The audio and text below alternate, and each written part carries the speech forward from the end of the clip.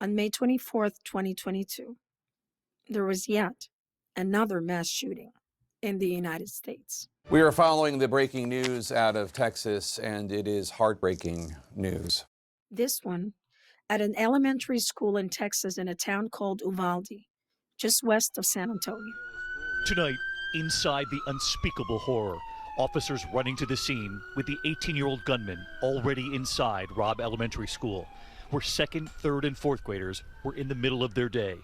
Authorities say he got in through a back door, slipping into a classroom and opening fire on fourth graders and their two teachers. The gunman killed 19 children and 2 teachers. While police stood for over an hour in a hallway outside the classroom they were in. In the wake of the tragedy, devastated parents and residents sought answers from the local school board. And I can't help but wonder if they just didn't find our children worthy of being saved. The town's collective grief soon turned into collective action. More calls for action in Uvalde today. The families of the children who were killed and local teachers lined the city plaza calling for change. Organizations We Are Your Voice, SA, and Fierce Madres are pledging to rally every weekend. The group, Fierce Madres, has been especially vocal since the shooting in Uvalde. Its members are proud, passionate women, mothers and grandmothers who are determined to hold those in power accountable and make their schools and communities a safer place. I've always been fearless. The founder of Fierce Madres is Angela Villescaz. She attended Robb Elementary as a child and lived in Uvalde most of her life. She is known to many in the community, just as Tia Angie. I believe that something good can come out of all of this. I'm Yulin Cruz. In this episode of Sheroics, we are going to talk with Angela Villescaz and hear more about Fierce Madres and what it takes to turn an unspeakable tragedy into a force for change in the world. The day after the shooting in Uvalde, Texas Governor Abbott held a press conference. It had been just 4 years since another school shooting in Santa Fe, Texas, had killed 8 students and 2 teachers. As horrible as what happened, it could have been worse. The reason it was not worse is because law enforcement officials did what they do. So it all started at the press conference where I'm the woman in the black hat standing behind Beto O'Rourke. Beto O'Rourke, a Democrat, was running against Abbott in the Texas governor's race, and he was not happy with the official response to Uvalde. Governor Abbott, I have to say something. The time for you to have stopped this was after Santa Fe High School. Sit down. Was after El Paso. After that press conference, I went to the Uvalde Memorial Hospital to see if there was any families there that I could help or meet with. But no one there survived.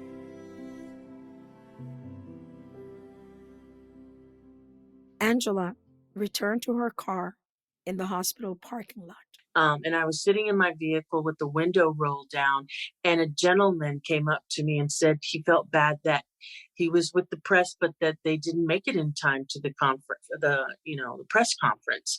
So he said, would it be okay? We're from Austin, Texas, and can we do an interview? And so I said, sure.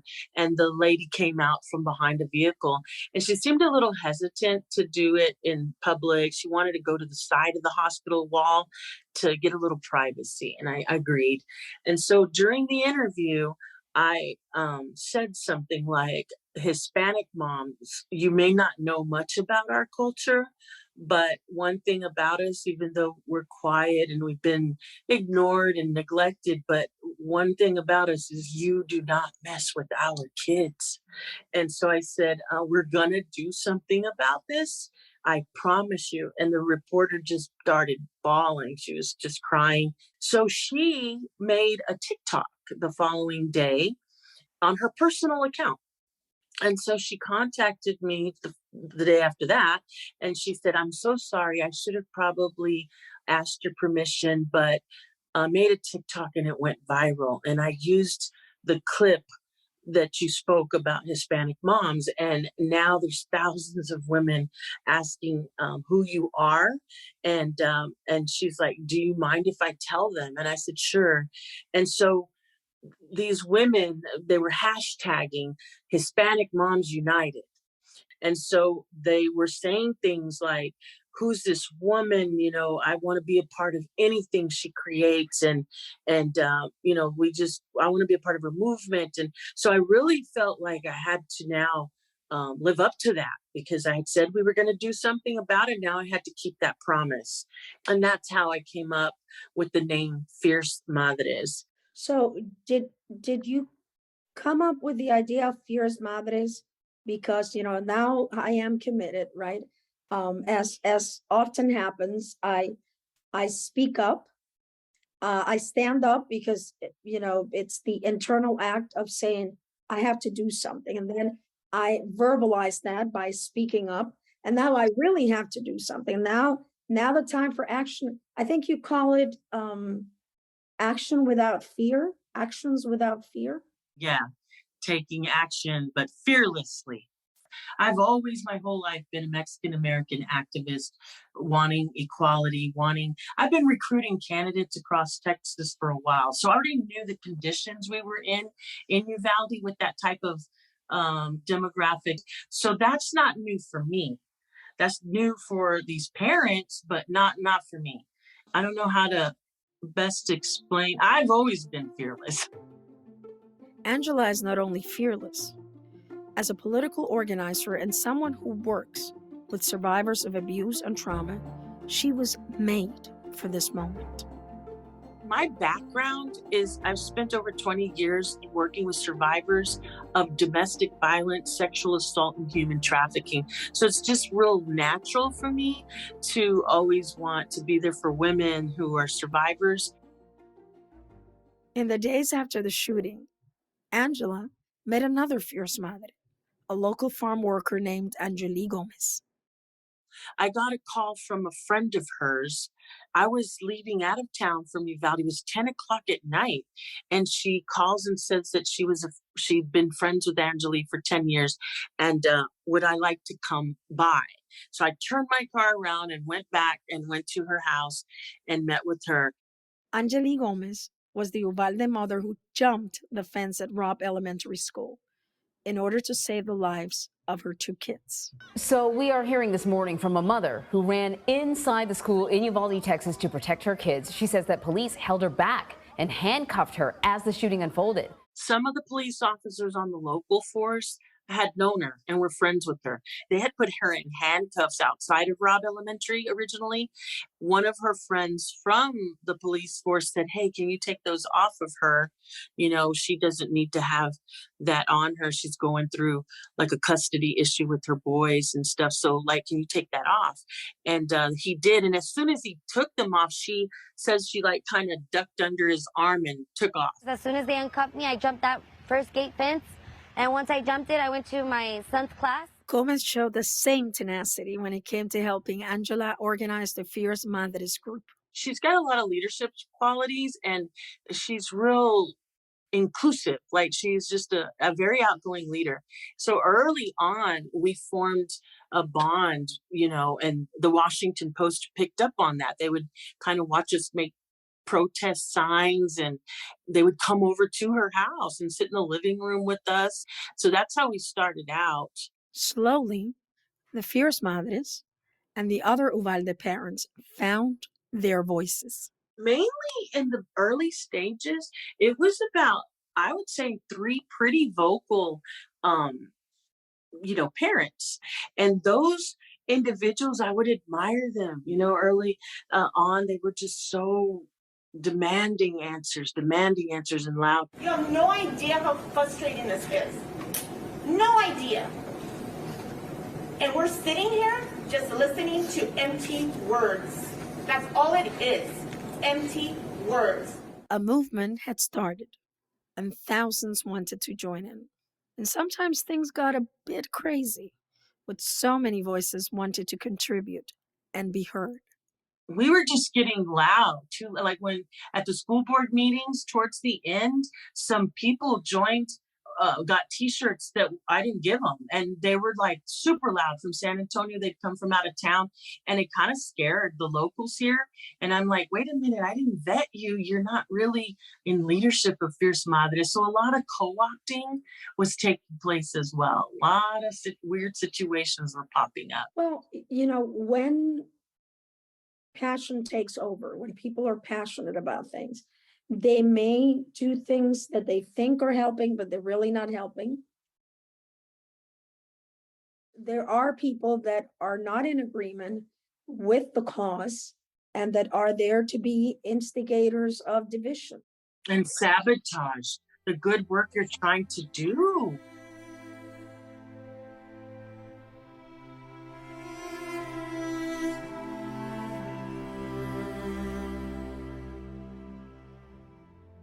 The first main objective for the Fierce Madres was to hold local officials accountable. They demanded that Uvalde School Police Chief Pete Arredondo be fired. So I started a Fierce Madres political action committee. So the first 3 months we focused on Pete Arredondo, right? Accomplished. But we're going to begin with breaking news out of Uvalde, Texas. The city's police chief for schools, Pete Arredondo, has been fired for his actions or inactions during the Robb Elementary School massacre back in May. The decision to fire Arredondo came during an emotional school board meeting that included comments from parents of some of those children. The Fierce Madres didn't stop there. They started advocating for gun reforms, like raising the minimum age to buy an assault-style rifle in Texas from 18 to 21. And when the National Rifle Association dared to plan a fundraiser in nearby Hondo, they took action there too. The Hondo City Council votes to revoke an agreement which would have allowed the Friends of the NRA to hold a fundraiser at a city-owned facility. The actions of the Fierce Madres met with some early success, but they also met with some fierce blowback. From her very first TV interview, Angeli Gomez came under fire. There's wives and mothers of police officers here that felt that her testimony embarrassed them. Like, we didn't even know how bad it really was. Like, that was early on. And just the fact that she gave that interview, it brought a lot of attention and harassment. I witnessed the harassment, and it hasn't ended. It hasn't stopped. The resistance to change in Uvalde arises from a broader culture of fear that dominates in a community often divided. The officer who first saw the shooter outside the school could have taken the shot, but didn't because he felt that he had to call his supervisor for permission. And that's the kind of fear that the individuals here live under. Like, it's the community is over 80% Hispanic, like 84%. But the 4 men that run it are Anglo. So our county judge is white, our mayor's white, our superintendent is white, and our state representative. And so they call all the shots. And so the culture here is this fear of, if I shoot this guy, I could get fired or worse, you know? And so even yesterday, Beto O'Rourke was in town, and this lady was standing next to me wanting a picture with them, and she was terrified. And I said, just go stand next to him, hand me your phone, I'll take a picture for you. She goes, no, those big cameras that are the media, I won't do it unless they turn their angle away and she told Beto, she said, I want a picture so bad because my 70-something-year-old sister prays for you every day. And it was such an emotional moment. She said, but if that camera captures me, my boss will fire me. And I've worked there for 38 years and I can't lose my job at 38 years. So she was terrified to do a photo, just to do a photo. And so that's the way it is here. Everyone, the teachers are scared to tell you how they really feel. The cops are scared. There's not many job opportunities here. So if you have a job in one of those fields, either the school, the hospital, or law enforcement, you don't want to lose your job. It takes a lot of courage to speak up in Uvalde, especially to ask the tough questions that many don't want asked. I think anytime we hear there's a school shooting or a mass shooting, I think the first question on everyone's mind is, what color was he?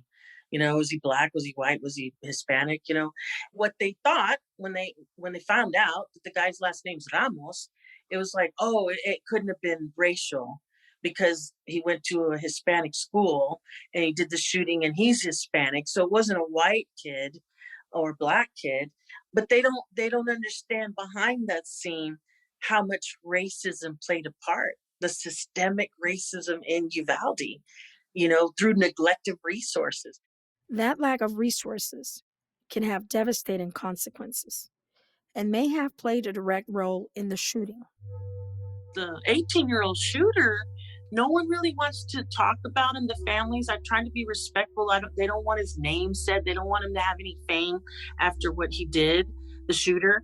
But I really do believe we need to take a hard look at how he fell through the cracks, how he missed 100 days of school and they kick him out of school. I don't think that's the way you're supposed to handle it according to federal law, state law, and the resources that were supposed to be spent on things like, the depression that COVID led to because of isolation and stuff. Many people dropped the ball. And so you have the town divided. You have people saying, why are y'all doing this? The only person to blame is the shooter. Okay, well, let's take a look at how we treated the shooter. There's so much, and you don't want to offend the other side by looking like you're overly compassionate about somebody who's got that mental state. So it's really tough. Nobody ever wants to talk about the shooter, and I can understand why. But the point is that these tragedies will continue if we don't, in tandem, have sensible gun control laws, but also have the ability in our schools to be able to sift through those that need additional help. Angela Villescaz was active in the Democratic Party for a long time, but politics as usual no longer seems enough.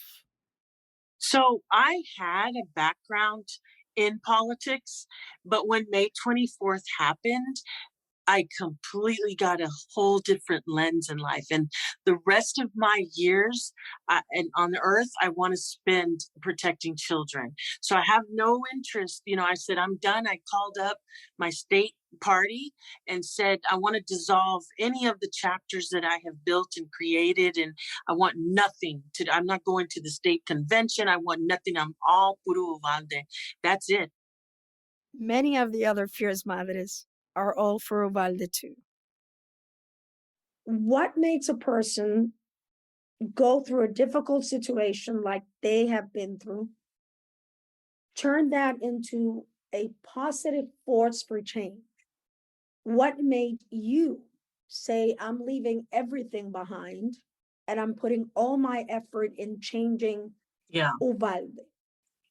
I think on the first question, that may include even like parents who have gotten turned into activists or running for office, I think that it could possibly be part of it being therapeutic for them in handling their grief and in the healing process, feeling like I gotta do something for my child so that it didn't die in vain. So I need to stay busy, active in order for my child's life to mean something. And like for me, the hardest thing I've ever experienced. And I thought, what does it matter if the people in Uvalde, you know, I don't like politics. I don't like politicians on either side of the aisle, because in this experience, I learned that the Santa Fe shooting in Texas, those survivors contacted me. They did the same thing. They worked so hard and they finally got SB 11, a bill passed. And then guess what? It had no teeth. So they warned me. They're like, Angie, if you're going to go down this road and you're going to put everything into it, just know that even if you get the bills passed that you want, the school boards have sovereign immunity. And so, like, the things that they're supposed to do, like making sure substitute teachers have keys issued to them so they can lock the doors and keep the kids safe, those kind of things, they're not doing it. So that's tough. But to me, it's more like, I truly believe, I'm a woman of faith. I believe that something good can come out of all of this. I don't believe that we should just move on and not accept what is it that God's trying to show us. And it is that belief that something good can come from all of this that drives Angela still. My goal is to have the level of passion. People describe me as very impassioned, but to have what you guys had in Puerto Rico, oh my God. I'm like, why can't we be like that? When Ricky Martin was on top of that truck with the flag and how y'all, I'm like, whoa, I would love to be a part of something like that. I think it's the same movement, and at Heroics, we often talk about the power of love. Right. Right? Power of love for your community, the power of love for your country, the power of love for your children. Most of these women that you're dealing with and these parents, because we cannot forget that they're also males that are being very open about how they feel, probably never thought that they would be in a position where their voice would resonate all over the United States and would become symbols, right? If you ask Angelique, are you a hero? She would probably say no. But when we saw her getting cuffed, getting uncuffed, running over that fence, taking her two children and getting them to safety. Yes. Then we say, damn, Yeah. That's some fearless behavior which people do when love is bigger than anything else. When your goal is love, and especially I loved what you said. You may not know a lot about our culture, but you don't mess with our family, and you definitely do not mess with our children, right? That's right. What is next for Fierce Madres? We're going to do a lot more work with our allies, like Moms Demand Action, Every Town for Gun Safety. I'm interested to see what we can do in the state legislature. So I know we're going to be pretty loud in that sense. We're going to fight hard for that. Whatever our students, our children deserve in Texas, they're going to get it. And nobody better mess with that. That's where you're going to see a lot from Fierce Madres. There is so much at stake here. Nobody wants another Uvalde or Santa Fe. We owe it. Every single one of us owes it to children. They're just children. They depend on us to protect them. And we need to protect them with our laws, with the norms of our society. We just can't keep living like this. We can't. And thanks to brave women like Angela Villescaz and Angelique Gomez, we know that we have people on the front lines of this fight willing to take on those in power and do what is necessary to bring about change.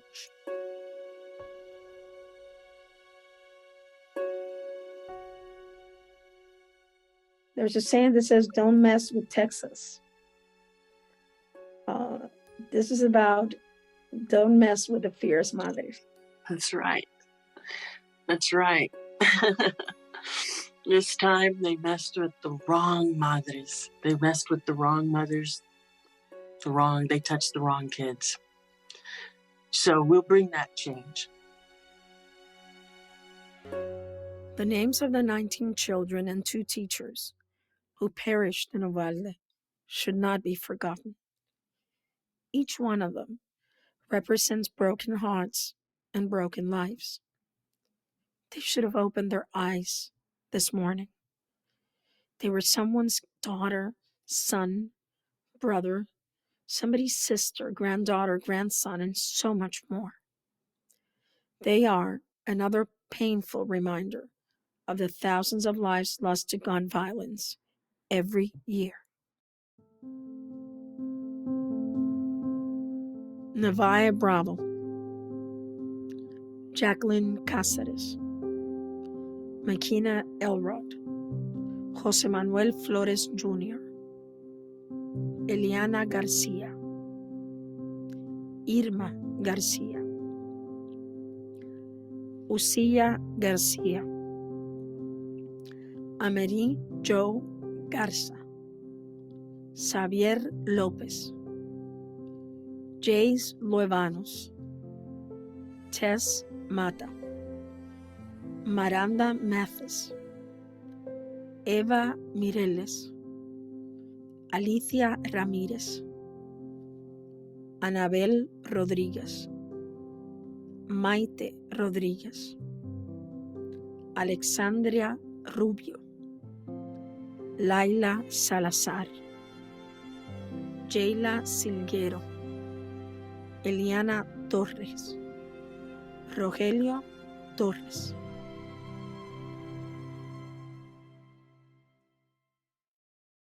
We find sheroes in every community, and I'm sure everyone listening knows one that they can talk about. Well, we want to hear from you. We want you to tell us about those sheroes that change your community every day. Maybe they're not on the 6 o'clock news, but they should be, because they do extraordinary things. So email us at sheroes@aussie.com with your story. Who knows? Maybe their heroics will be featured on an upcoming episode. Sheroics is an Aussie production. I'm your host, Yulin Cruz. This episode was produced and engineered by Pamela Lawrence and written by Sean Braswell. Make sure to follow Sheroics on Apple Podcasts and subscribe on Spotify, iHeartRadio, or wherever you get your podcasts.